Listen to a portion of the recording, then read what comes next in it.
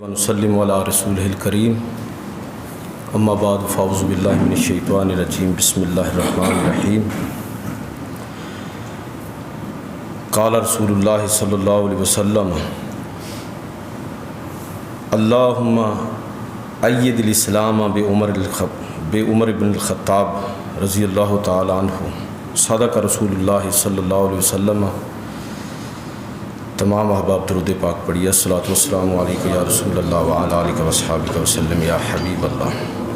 الصلاۃ والسلام علیکم یا رسول اللہ وعلی آلہ وصحبہ وسلم یا حبیب اللہ۔ الصلاۃ والسلام علیکم یا رسول اللہ وعلی آلہ وصحبہ وسلم یا حبیب اللہ۔ واجب الاحترام سامعین و حاضرین، آج کا خطبہ جمعۃ المبارک ایک عظیم شخصیت کے ذکر کے ساتھ چند باتیں آپ کی خدمت میں عرض کرنا چاہتا ہوں۔ یکم محرم الحرام سن 23 ہجری، نبی کریم صلی اللہ علیہ وسلم کے بعد دوسرے خلیفہ راشد حضرت عمر فاروق رضی اللہ تعالیٰ عنہ، یہ ان کا یوم شہادت ہے، اور اتفاق سے آج یکم محرم الحرام بھی ہے اور حضرت عمر فاروق رضی اللہ تعالیٰ عنہ کا یوم شہادت۔ تو ان کی شخصیت، ان کے جو کارنامے ہیں، اس پر بڑے لوگوں نے لکھا ہے، اور جو اپنے اہل محبت ہیں انہوں نے تو جو لکھا سو لکھا۔ جو غیر مسلم اور مستشرقین، یعنی وہ لوگ جو اسلام پر ایمان تو نہیں رکھتے لیکن اسلام کو بطور ایک مذہب کے اور ایک نظام کے جن لوگوں نے پڑھا ہے اور سمجھا ہے، انہوں نے حضرت عمر فاروق رضی اللہ تعالیٰ عنہ پر بھی بڑا لکھا ہے،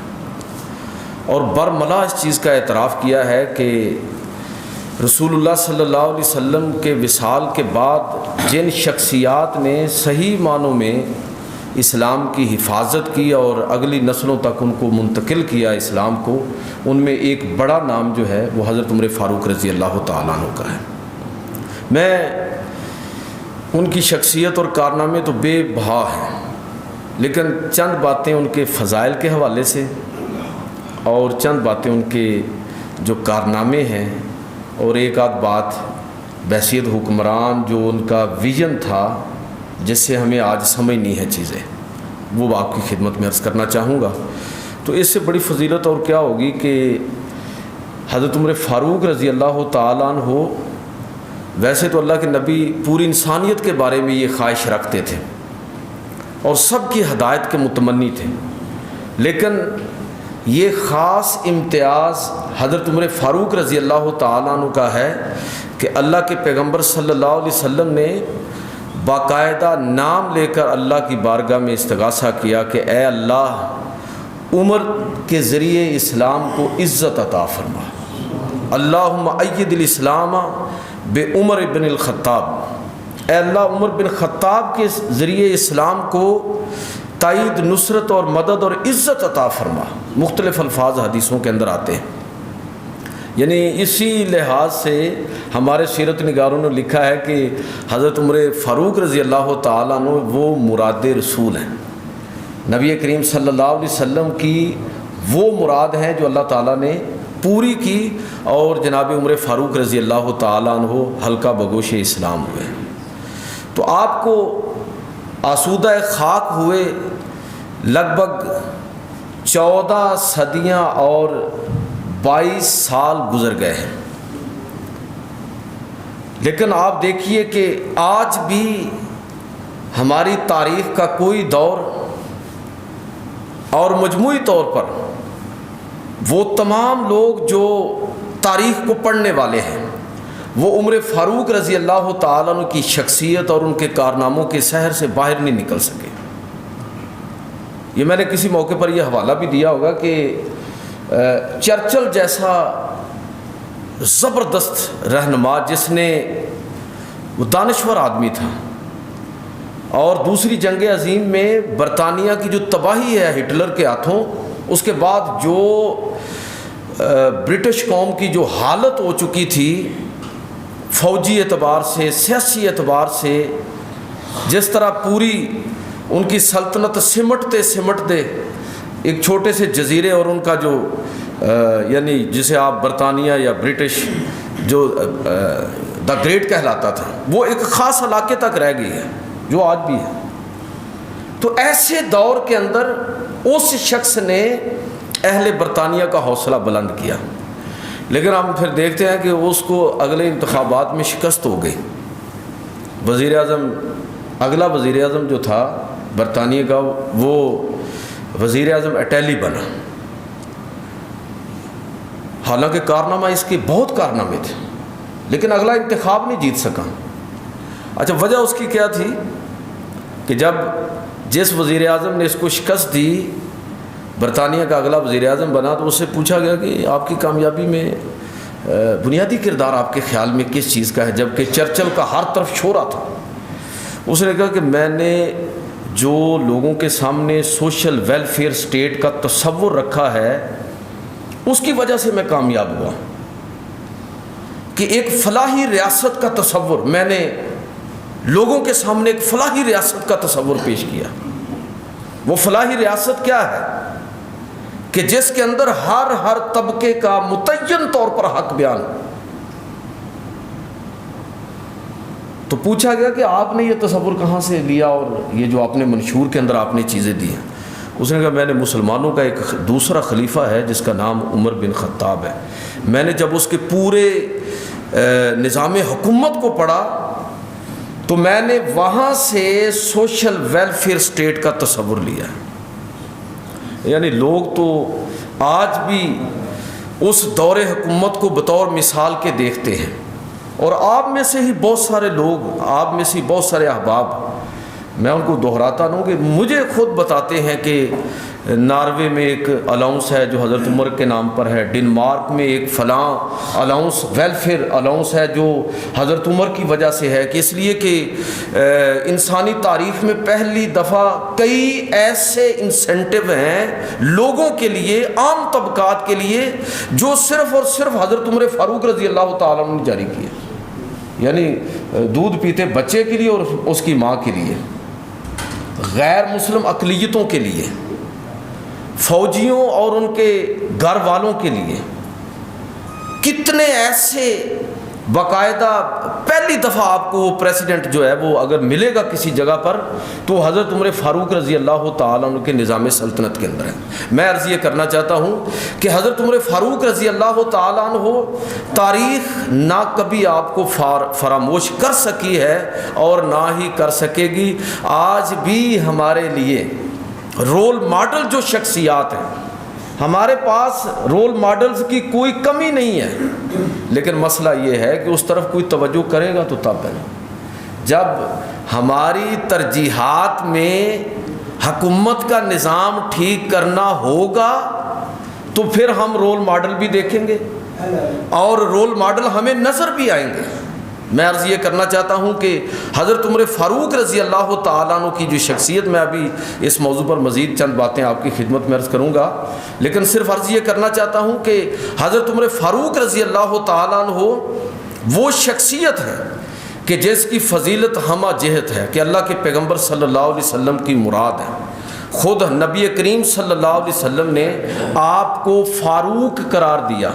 یعنی اگر حق اور باطل کو تم نے دیکھنا ہے تو یہ دیکھ لو کہ جس طرف عمر کھڑا ہے یہ سمجھ لو کہ حق بھی اسی طرف ہوگا۔ اتنا بڑا مقام، اتنی بڑی حیثیت عمر فاروق رضی اللہ تعالیٰ عنہ کی، اور جب اسلام قبول کر لیا تو اس کے بعد حق کی حمایت میں جو آپ کا رویہ ہے وہ رویہ بھی ہمارے لیے ایک مثال ہے، اور اس حوالے سے بھی آپ ہمارے لیے نمونہ ہیں۔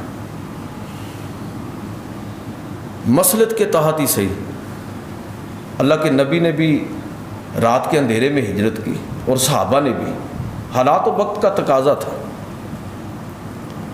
لیکن جب عمر فاروق رضی اللہ تعالیٰ عنہ نے ہجرت فرمائی تو آپ نے رات کے اندھیرے میں اور چھپ کر ہجرت کرنے سے انکار کیا۔ پہلے گئے بیت اللہ کے اندر، باقاعدہ طواف کیا، عبادت کی، اور پھر اعلان کیا، اور وہ اعلان اور جو سپیچ آپ نے اس موقع پر فرمائی وہ بھی، اس کے بھی الفاظ حق کی حمایت کے حوالے سے اتنے جاندار ہیں کہ پڑھنے والوں کے حوصلوں کو آسمان کی بلندیوں پر پہنچا دیتے ہیں کہ لوگوں سنو، اہل مکہ کو خطاب ہے کہ لوگوں سنو، عمر ہجرت کرنے لگا ہے اور چھپ چھپا کے ہجرت نہیں کرنے لگا، سر عام ہجرت کرنے لگا، مدینہ کی طرف جا رہا ہوں۔ اگر کوئی شخص یہ چاہتا ہے کہ اس کے بچے یتیم ہو جائے اور اس کی عورت بیوہ ہو جائے اور وہ بے دردی سے حق کا مقابلہ کرتے ہوئے قتل ہونا چاہتا ہے تو پھر آ جائے، میں ابھی یہاں سے نکلنے لگا ہوں اور فلاں مقام پر ایسے لوگوں کا انتظار کروں گا۔ کسی مائی کے لال کی جرت نہیں ہوئی کہ عمر فاروق رضی اللہ تعالیٰ عنہ کا رستہ روک سکے۔ تو یعنی جب حق کے لیے کھڑے ہوئے ہیں تو پھر اس میں کوئی مداہنت نہیں ہے، اس میں کوئی کمزوری نہیں ہے۔ اس حوالے سے بھی میں سمجھتا ہوں کہ عمر فاروق رضی اللہ تعالیٰ عنہ کی جو شخصیت ہے وہ ہمارے لیے رول ماڈل ہے۔ دو بڑے واقعات حضرت عمر فاروق رضی اللہ تعالیٰ عنہ کے دور میں ہوئے جن کا میں آج کے خطبے میں خصوصی طور پر حوالہ دینا چاہتا ہوں، اور آپ سے چاہوں گا کہ ایسے موقع پر عمومی طور پر ہمارا رویہ کیا ہونا چاہیے اور حکومت کا، عمال کا اور سرکاری افسروں کا اور وقت کے حکمران کا رویہ کیا ہونا چاہیے۔ ایک بڑا واقعہ جو پیش آیا حضرت عمر فاروق رضی اللہ تعالیٰ عنہ کے دور حکومت میں 18 ہجری کے اندر عرب کے اندر قحط پڑ گیا، اور اس سال کو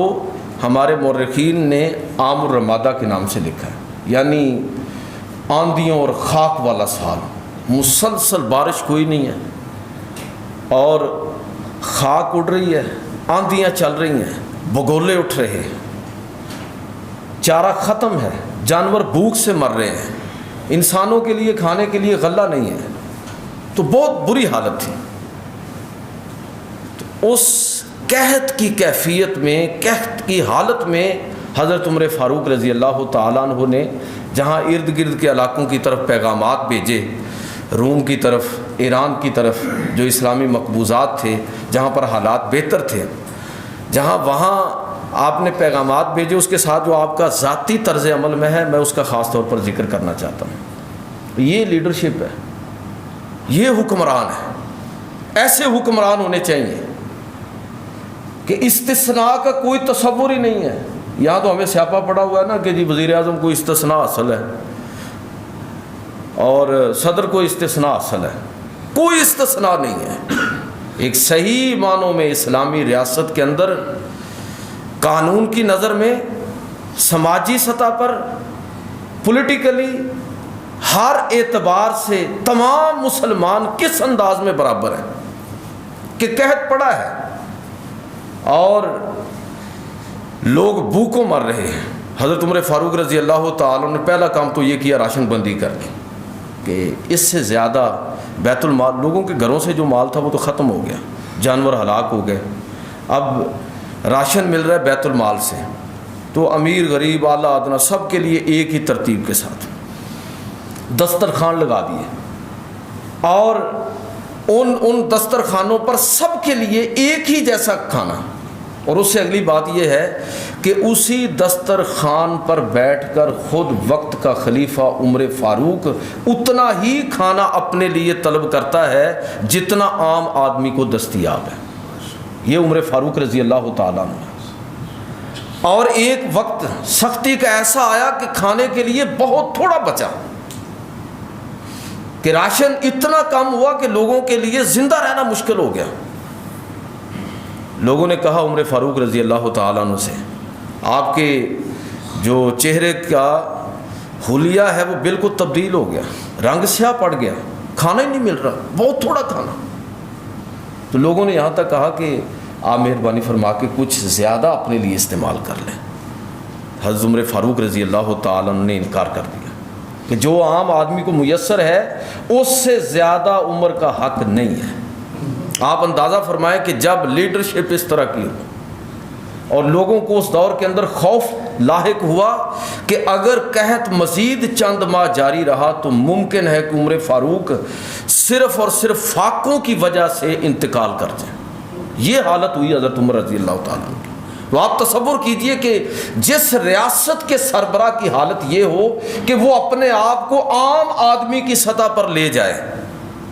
عام آدمی کی ضروریات کو مد نظر رکھتے ہوئے اپنے لیے اس کا تعین کرے، تو آپ سوچئے کہ ایسے شخص کے لیے پھر سارے لوگ کیوں نہیں جانے قربان کریں گے، کیوں سارے لوگ ان کے محافظ نہیں بنیں گے؟ یہ ہمیں جو یہ نہیں میں کہتا کہ یہ آج کل جو پروٹوکول ہے یہ نہیں ہونا چاہیے، حالات کا تقاضا ہے، ٹھیک ہے، کوئی مسئلہ نہیں، دہشت گردی ہے، دیگر مسائل ہیں، اور کوئی انتظامی مسئلے بھی ہو سکتے ہیں، میں اس کو غلط نہیں کہتا، لیکن اگر آپ غور کریں گے تو اس پروٹوکول کا شاید اس کو منیمائز کیا جا سکتا ہے، کم کیا جا سکتا ہے، لیکن یہ اسی وقت ممکن ہے جب ریاست کے حکمران کی لوگوں کے درمیان اس انداز میں مقبولیت ہوگی۔ ایک شخص آیا نا روم سے خط لے کر، حضرت عمر فاروق رضی اللہ تعالیٰ عنہ کو خط پہنچانے کے لیے روم کا سفیر مدینہ کے اندر داخل ہوا۔ ہماری تاریخ کی اور سیرت کی کتابوں کے اندر یہ واقعہ بڑا معروف ہے۔ پوچھا کہ تمہارا بادشاہ کدھر ہے؟ تو لوگ مسکرانے لگے، جی ہمارا کوئی بادشاہ نہیں ہوتا، ہمارا خلیفہ ہوتا ہے۔ خلیفہ اور بادشاہ میں فرق یہ ہے کہ بادشاہ ہر قانون سے بالا تر ہے، جو وہ کہے گا وہی قانون ہے، اس پر کوئی قانون لاگو نہیں ہوتا۔ خلیفہ خدا اور رسول کے حکم کے تابع ہے اور لوگوں کا خادم ہے، یہ بہت بڑا فرق ہے۔ تو لوگوں نے کہا نہیں جو ہمارا بادشاہ نہیں ہوتا، ہمارا تو خلیفہ ہوتا ہے۔ اچھا بھائی یہ بتاؤ کہ تمہارا خلیفہ کدھر ہے؟ تو انہوں نے کہا کہ یہ سامنا اس کا گھر ہے، خود ہی دیکھ لو اگر وہ ادھر ہو۔ وہ حیران ہوا کہ گھر وہ کون سا، ایک چھوٹا سا گھر ہے، کچا گھر ہے اور عام گھروں کی طرح ہے۔ تو حیران ہوا، آگے کوئی پروٹوکول بھی نہیں ہے، دروازے پر کوئی سنتری نہیں ہے، کوئی محافظ نہیں ہے، کوئی گارڈ نہیں ہے، کچھ بھی نہیں ہے۔ پھر پوچھا، پتہ چلا کہ گھر سے تو کسی طرف نکل گئے ہیں۔ پوچھتا پوچھتا بالآخر لوگوں نے بتایا کہ مسجد کی طرف گئے تھے، تو دیکھا کہ مسجد کے اندر ایک شخص لیٹا ہوا ہے، کچی زمین ہے، اور لوگوں نے اشارہ کیا کہ یہ ہے عمر۔ وہ حیرت زدہ رہ گیا، حیران ہو کر کہنے لگا کہ یہ وہ شخص ہے، بغیر کسی پروٹوکول، بغیر محافظوں کے، عرب کی تپتی ہوئی دوپہر کے اندر تنہا اکیلا سویا ہوا ہے، اور وہ بھی زمین پر۔ تو اس سفیر نے اس موقع پر جو تاریخی جملہ کہا، جس کو ہمارے مورخین نے محفوظ کیا، لوگوں نے سنا اور اس کو آگے روایت کیا، اور آج وہ ہم اس کو پڑھتے ہیں اور اپنے ایمان کو تازہ کرتے ہیں۔ اس نے کہا اے عمر، تو نے عدل کیا ہے، اس لیے آج سکون کے ساتھ سو رہا ہے۔ ہمارے حکمران عدل نہیں کرتے، ظلم کرتے ہیں، اور ان کو اپنے لیے، اپنی حفاظت کے لیے محافظ رکھنے پڑتے ہیں۔ میں یہ عرض کرنا چاہتا ہوں کہ عمر فاروق رضی اللہ تعالیٰ عنہ وہ شخصیت ہیں کہ جنہوں نے واقعتاً ہی سماجی سطح پر، قانونی سطح پر ایک ایسی مساوات قائم کی اور دنیا کو بتایا کہ لیڈرشپ یہ ہوتی ہے کہ جب کوئی حکمران عام آدمی کی سطح پر رکھ کر اپنے آپ کو ترجیح نہیں دیتا تو پھر اس کو کوئی محافظ رکھنے کی ضرورت نہیں ہوتی، پوری قوم ہی اس کی محافظ ہوتی ہے۔ یورپ اور مغرب کے اندر یہ ہٹو اور بچو والا چکر کیوں کم ہے؟ ادھر بھی گارڈ ہوتے ہیں، وہ سارا پروٹوکول بھی ہوتا ہے، لیکن اتنا نہیں ہوتا جتنی مصیبت ہمیں اپنے اسلامی ممالک کے اندر پڑی ہوئی ہے۔ اس لیے کہ بادشاہ بنے ہوئے ہیں پورا عرب دیکھ لیں، زبردستی لوگوں پر۔ جہاں جمہوریت ہے وہاں پر بھی صورتحال کچھ بہتر ہونے کے باوجود اس طرح نہیں ہے، اس لیے کہ ہماری جمہوریت بھی ڈکٹیٹرشپ کے قریب ہے، کہ جس میں لوگوں کا استحصال بادشاہت کی طرح کیا جاتا ہے۔ میں تو اکثر اس موضوع پر بات کرتا ہوں کہ آپ اپنی سیاسی جماعتوں پر غور کر لیں، سوائے جماعت اسلامی کے مجھے تو کوئی دوسری جماعت نہیں نظر آتی جس میں اگلا امیر یا اگلا چیئرمین بتا دیجیے. میں کسی تعصب سے بالا تر ہو کے بات کر رہا ہوں. آپ کو کوئی دوسری مثال ہی نہیں نظر آئے گی. جو چاہے آپ جس جماعت کی اور جس سیاسی جماعت کی بات کر لیں, چاہے وہ مذہبی جماعتیں کیوں نہ ہوں, مذہبی جماعتوں میں بھی یہی سیاپا پڑا ہوا ہے. ہماری مسجدوں کے اندر یہی مصیبت ہے کہ باپ خطیب بن گیا, اب اولاد کے لیے روزگار بن گیا. بھئی یہ روزگار نہیں ہے بھئی, اللہ کے بندو. میرے بعد وہی شخص یہاں کھڑا ہونے کا مستحق ہے. اگر میری اولاد میں سے کوئی اس چیز کا حقدار اپنے آپ کو اہل ثابت کرے تو وہ ٹھیک ہے, وہ آ جائے.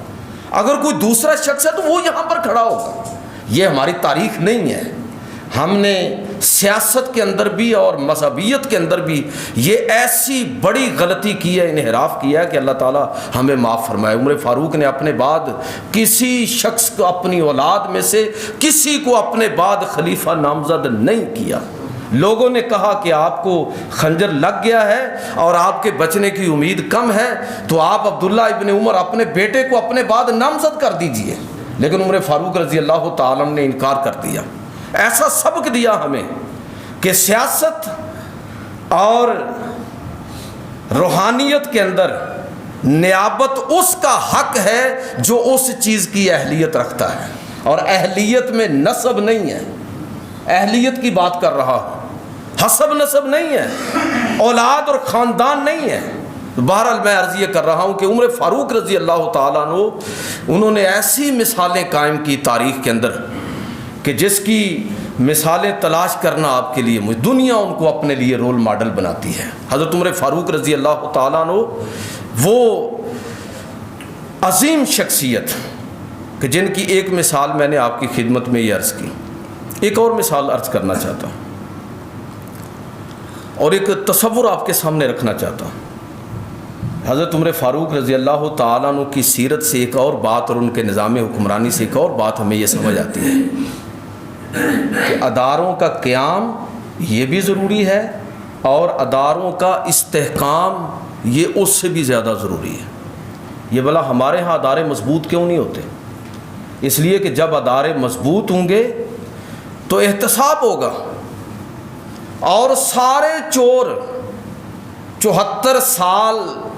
کے اندر اس ملک کو لوٹنے والے اور کسی چیز پر متفق ہوں یا نہ ہوں, لیکن سٹیٹس کو پر متفق ہیں کہ جو چل رہا ہے نا اسی طرح اس کو چلنے دیجئے, اسی طرح اس کو چلنے دیجئے. کیوں چلنے دیا جائے بھائی؟ عمر فاروق رضی اللہ تعالیٰ عنہ نے عملی طور پر ایک پورا انفراسٹرکچر ڈیولپ کیا, اور ان کے نظام سلطنت کو آپ حکومت کو ذرا پڑھیے. محمد حسین ہیکل کی بہت ساری کتابیں ہیں, لیکن میں سمجھتا ہوں کہ اس پر بڑا اچھا جو عربی کے اندر کتاب ہے اس کا اردو میں ترجمہ بھی ہوا ہے. محمد حسین ہیکل, یہ مصر کا بڑا نام ہے, دانشور بھی تھے اور وزیر بھی رہے ہیں.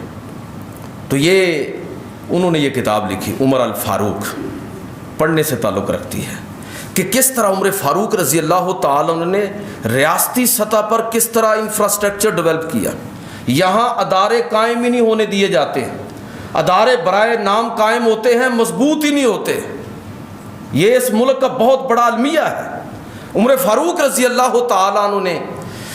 اداروں کو قائم کیا, اور ان اداروں کے لیے جن لوگوں کا تعین کیا ان کو حوصلہ دیا, مضبوط کیا ان کو. معروف واقعہ ہے, لیکن میں اس کا ایک حصہ صرف آپ کی خدمت میں عرض کرنا چاہوں گا کہ جب کوئی مسئلہ تھا جس کی تفصیلات کا یہ موقع نہیں ہے, کہ کسی دوسرے شخص نے آپ پر دعویٰ کیا, خلیفہ وقت کوئی استثناء نہیں ہے. یہاں تو مصیبت پڑی ہوئی نا کہ جی وزیر اعظم کو استثناء حاصل ہے, صدر کو استثناء حاصل ہے, بلکہ اگر آپ دیکھیں تو اس سے نیچے تک آ جائیں,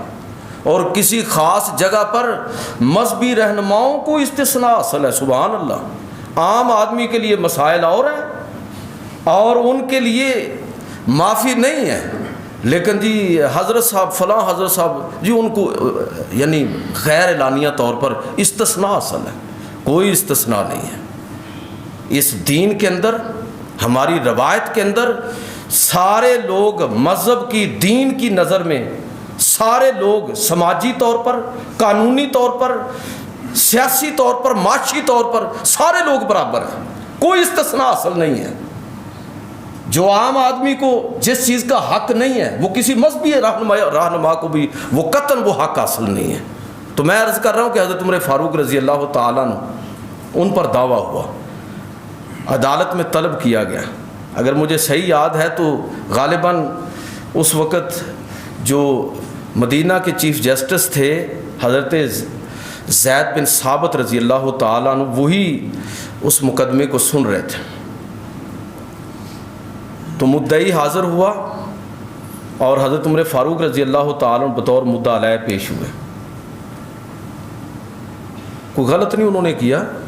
کہ بحیثیت خلیفہ ان کے احترام میں کھڑے ہو گئے۔ مقدمہ تو میرٹ پر ہی چلے گا، لیکن اتنا پروٹوکول یا احترام مناسب سمجھا انہوں نے۔ لیکن حضرت عمر فاروق رضی اللہ تعالیٰ عنہ کا رویہ دیکھیے، آپ نے ان سے بڑی سخت ناراضگی کا اظہار کیا۔ فرمایا کہ میں مدعا علیہ کی حیثیت سے اور میرے خلاف مقدمہ دائر کرنے والا مدعی، ہم دونوں برابر ہیں۔ آپ نے یہ پہلی بے انصافی کی ہے، یہ ناانصافی ہے کہ آپ میرے لیے کھڑے ہو گئے ہیں، یہاں ہم برابر ہیں۔ اور پھر آپ یہ کہتے ہوئے اسی جگہ پر ساتھ بیٹھ گئے، مدعی کے جہاں پر مدعی بیٹھا ہے وہاں پر ہی آپ ساتھ بیٹھ گئے، فیصلہ بھی آپ کے خلاف ہوا۔ میں کہنا یہ چاہتا ہوں کہ یہ اداروں کو مضبوط کرنا جو ہے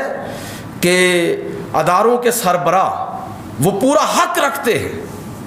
کہ جو میرٹ پر وہ سمجھتے ہیں اس کے مطابق فیصلہ کریں، یہ تصور آپ کو ملے گا جناب عمر فاروق رضی اللہ تعالیٰ عنہ کے پورے نظام سلطنت کے اندر۔ تو میں اپنی گفتگو کو اس چیز کے ساتھ سمیٹنا چاہوں گا کہ حضرت عمر فاروق رضی اللہ تعالیٰ عنہ آپ کی شخصیت کو آپ آج کے معروضی حالات کے تناظر میں دیکھیں۔ جو آپ کی فضیلت ہے اس کا بھی میں نے مختصر ذکر کیا، جو آپ کا ذاتی کردار اور جو آپ کی عظمت ہے تھوڑا سا میں نے اس کا بھی ذکر کر دیا، لیکن میں خاص طور پر جس چیز کا یہاں آپ کی خدمت میں عرض کرنا چاہتا ہوں وہ یہ کہ حضرت عمر فاروق رضی اللہ تعالیٰ عنہ نے ریاستی سطح پر نہ صرف یہ کہ پورا ایک انفراسٹرکچر قائم کیا، ریاستی نظم کو مضبوط کیا، بلکہ اس کے ساتھ ساتھ جو چیز بالخصوص ہمیں نظر آتی ہے وہ یہ ہے کہ ایک رفاہی ریاست کا، یعنی آج کی اصطلاح میں اگر کہہ لیجئے تو سوشل ویلفیئر اسٹیٹ کا تصور کہا جاتا ہے کہ یہ تصور مغرب نے دیا ہے، یہ مغرب کی طرف سے آیا ہے۔ نہیں، میں عرض کرنا چاہوں گا کہ سوشل ویلفیئر اسٹیٹ کا تصور محمد عربی صلی اللہ علیہ وسلم نے دیا، عمر فاروق رضی اللہ تعالیٰ عنہ نے اس کو آگے بڑھایا، اور اس کو نقطہ کمال تک پہنچانے والی شخصیت جو ہے وہ جناب عمر فاروق رضی اللہ تعالیٰ عنہ کی شخصیت ہے کہ جس میں ایک ایک طبقے کے حق کو باقاعدہ قانون کا حصہ بنایا گیا۔ ٹائم ہو گیا اس لیے میں آگے نہیں جاؤں گا، صرف آپ کی توجہ چاہوں گا کہ اس موضوع پر پڑھیں، سوچیں اور اخذ کریں، اور اپنے طور پر میں اور آپ جہاں جہاں اپنا کوئی فرض ادا کر سکتے ہیں کہ ایک ایسی سوسائٹی، ایک ایسا معاشرہ جس میں خیر خواہی کا تصور ہو۔ یقین جانیے کہ اگر ہمیں یہ بات سمجھ آ جائے نا تو آپ کو صحیح معنوں میں یہ اندازہ ہوگا کہ اسلام کی نظر میں فرائض کے بعد سب سے بڑی عبادت ہے ہی ویلفیئر۔ اللہ کے پیغمبر نے فرمایا کہ خیر الناس من ینفع الناس، کہ لوگوں میں بہترین انسان وہ ہے جو دوسروں کے لیے نفع بخش ہے، دوسروں کے لیے خیر کا باعث ہے۔ تو اگر ہمیں یہ بات سمجھ آ جائے اور ریاستی سطح پر، سماجی سطح پر لوگ انفرادی سطح پر اس کو آگے بڑھائیں اور ریاستی سطح پر حکومت اس چیز کا اہتمام کرے کہ کسی بھی شخص کا حق جو ہے